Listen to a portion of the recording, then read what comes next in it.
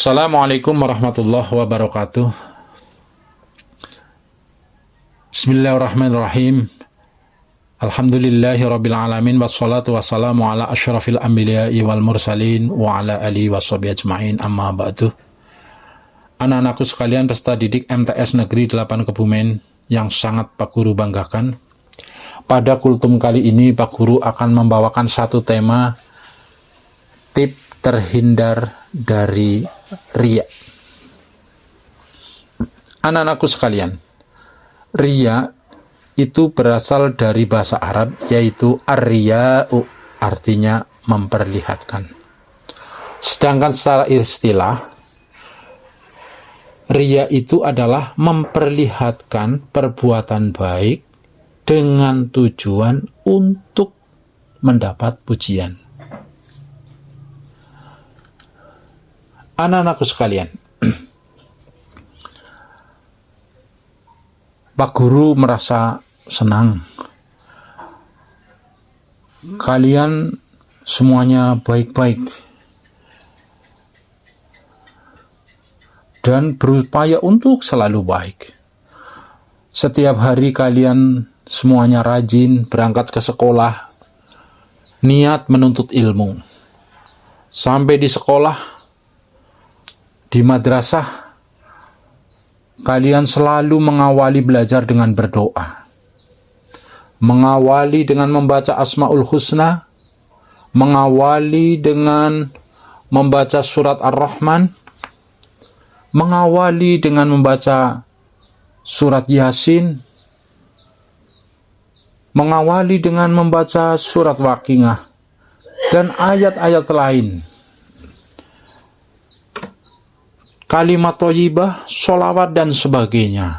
Sungguh Pak Guru sangat mendukung dan sangat senang. Dan yang perlu diperhatikan, selalu jaga niat. Itu semua hanya untuk mendapatkan ridho Allah Subhanahu wa Ta'ala. Allahumma amin. Jangan sampai ditempeli atau dibarengi agar dipuji. Jangan berharap mendapatkan pujian dari Pak Guru. Jangan berharap mendapatkan pujian dari teman-teman. Karena apa? Itu akan menggerogoti pahala-pahala kita, pahala-pahala kalian. Bahkan bisa hilang. Na'udzubillah min dzalik. Maka tipnya apa? Ya. Yang pertama adalah berdoa kepada Allah. Mengapa? Nah, karena yang namanya riya itu sangat samar. Dalam satu riwayat Nabi mengatakan syirkul khafi. Riya itu adalah syirik yang samar. Dalam riwayat lain, Nabi mengatakan syirkus sarair. Syirik yang tersembunyi. Syirik itu apa? Syirik itu menyekutukan Allah dalam beribadah. Sehingga kita dalam berbuat baik, kita di dalam beribadah tujuannya hanya ikhlas karena Allah, bukan mendapatkan pujian manusia. Bukan untuk mendapatkan pujian makhluk. Sebagaimana dikatakan dalam hadis dari Abu Musa al-Asy'ari, beliau berkata, "Khatabana Rasulullah sallallahu alaihi wasallam dzata yaumin." Suatu hari Rasulullah SAW berkhutbah kepada kami. "Ayyuhan nasu taqu hadza syirka." Wahai manusia, hati-hatilah kalian, hindarilah daripada kesyirikan ini. Fa innahu akhfa min dabibin namli. Sesungguhnya kesyirikan itu lebih samar daripada rayapan semut. Faqala lahu man sya'allah ayyaqul. Kemudian ada yang berkata kepada Nabi, wa kaifa nattaqihi wa huwa akhfa min dabibin namli ya Rasulullah? Bagaimana kami bisa menghindarinya sementara dia lebih samar daripada rayapan semut, ya Rasulullah?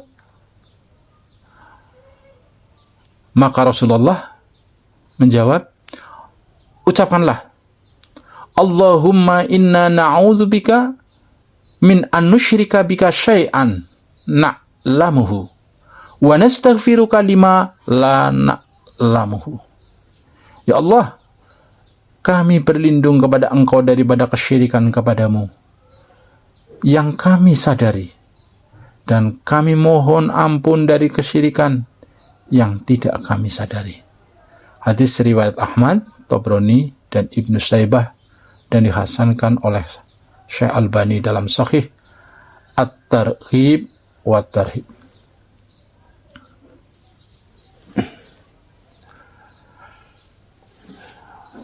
Dikala itu para sahabat bingung, karena bagaimana menghindarinya kalau sangat samar, bahkan lebih samar daripada rayapan semut. Maka Rasulullah SAW memberikan jalan yang paling terbaik, yaitu berdoa. Bagaimana caranya menghindari penyakit yang seperti ini, yang sangat samar? Yaitu tadi tipnya dengan berdoa kepada Allah. Juga dikatakan dalam riwayat yang lain dari Abu Bakar As-Siddiq, dari Maqil bin Yasar, beliau berkata, aku pergi bersama Abu Bakar radhiyallahu anhu menemui Nabi SAW. Kemudian Nabi berkata, sesungguhnya kesyirikan pada kalian lebih samar daripada rayapan semut. Abu Bakar menjawab, ya Rasulullah, bukankah kesyirikan itu akan menjadikan sesembahan selain Allah bersama Allah?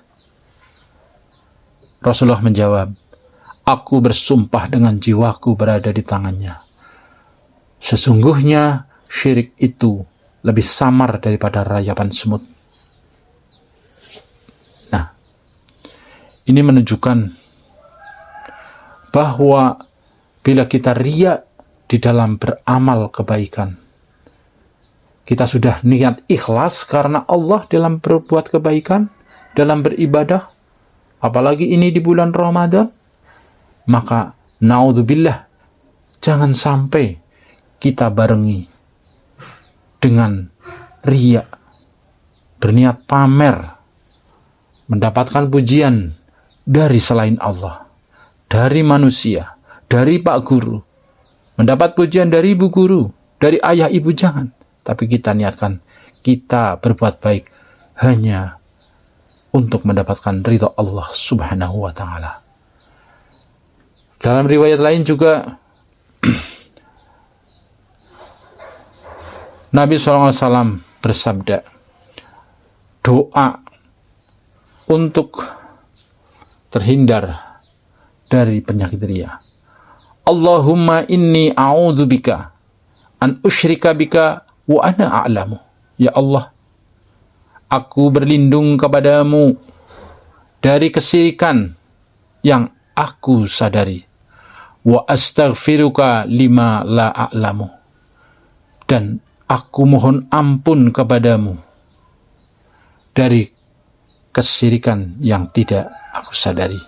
Hadis riwayat Bukhari dalam Adabul Mufrad, dan juga Abu Ya'la dalam musnadnya, dan disahihkan oleh Syekh Albani rahimahullah dalam Sahih Al-Adabul Mufrad. Kemudian yang pertama tadi kita berdoa, kedua kita tidak terlena dalam pujian. Anak-anakku sekalian, bila kita dipuji orang, berlindunglah kepada Allah dari penyakit riya. Karena kalau kita berbuat baik, itu semua adalah karena pertolongan Allah, bukan karena kita yang baik. Kenapa? Karena sebetulnya Allah menutupi kekurangan-kekurangan kita. Oleh karena itu, anak-anakku sekalian, janganlah kita hobi untuk berpamer-pamer. Janganlah kita hobi untuk memperlihatkan.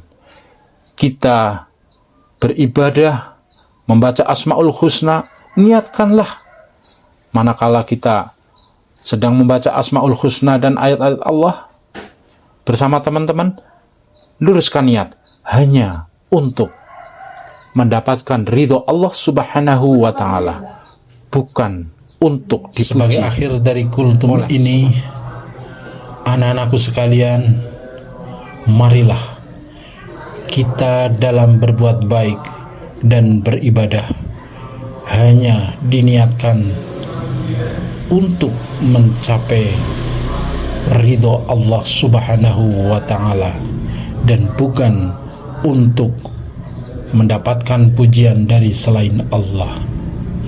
Innamal a'malu binniyat. Sesungguhnya perbuatan itu tergantung niatnya. Likulli mri'in manawa. Setiap perbuatan akan dibalas sesuai dengan niatnya.